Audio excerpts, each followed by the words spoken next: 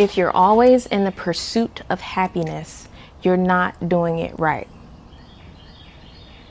If you're always in the pursuit of happiness, you're not doing it right. So how do you maintain that when you know there is always something that comes in our way to keep us held back?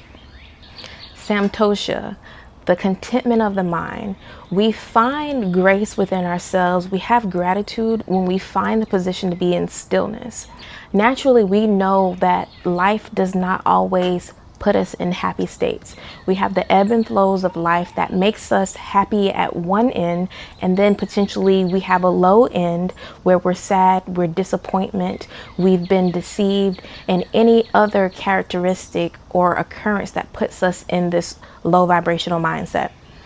When you try to chase and bypass to simply get to being happy again, or when we try to find bliss and joy and ultimately peace, we lose the essence of trusting the process of being low to instantly shooting up toward a high state of being or an uplifted and enlightened way of being. The more you work on taking the steps and the journey, think of a ladder where you're starting down below. You were up top. Something happened that knocked you down a few steps or potentially all the way back to the ground. You're slowly making your way back up, or you're gracefully making your way back up. You appreciate and you understand that steps or baby steps will allow you to get back up to the top, because the foundation that you hold yourself under, that could be your morals, that could be your values. It allows you to still have that structure to go back up to where you were. If you chose to start below and use so much energy to get you back to where you were, you lose the essence of being. You lose the effort and the energy to understand what took place. There are many challenges in life that allows us to have the opportunities to understand what happened.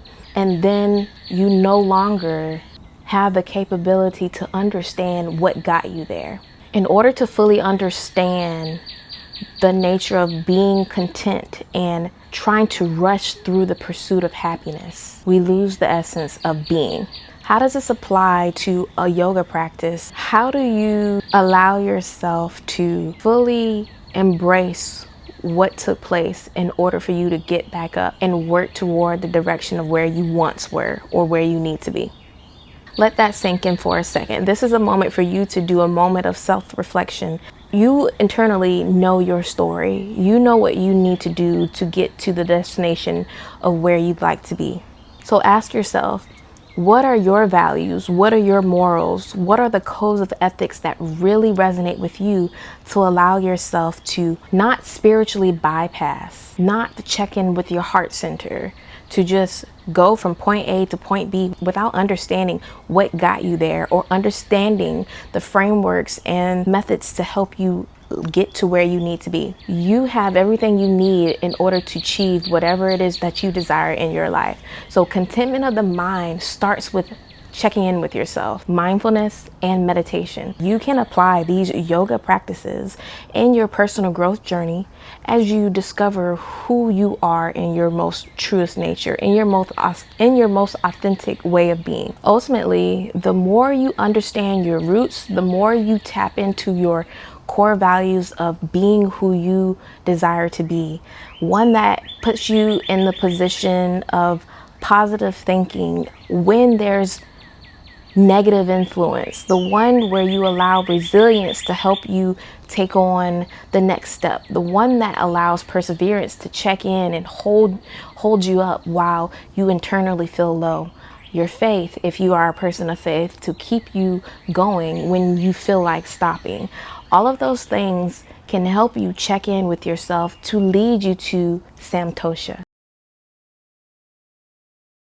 The more you practice mindfulness techniques, you will understand that over time, contentment of the mind puts you in a state of happiness because you allow gratitude to help you to maintain that source of mindfulness, that way of being, to where in all things there is something positive that comes out of something negative. And in all things, when there is negativity in your life or currently holding you back, there's gratitude that you can place within your present moment to know that you are still of happiness, you are still of goodness, you are still worthy in the way of showing up for yourself. Therefore, how do you handle when those negative influences really impact you in your life and you feel the lowest of the low internally?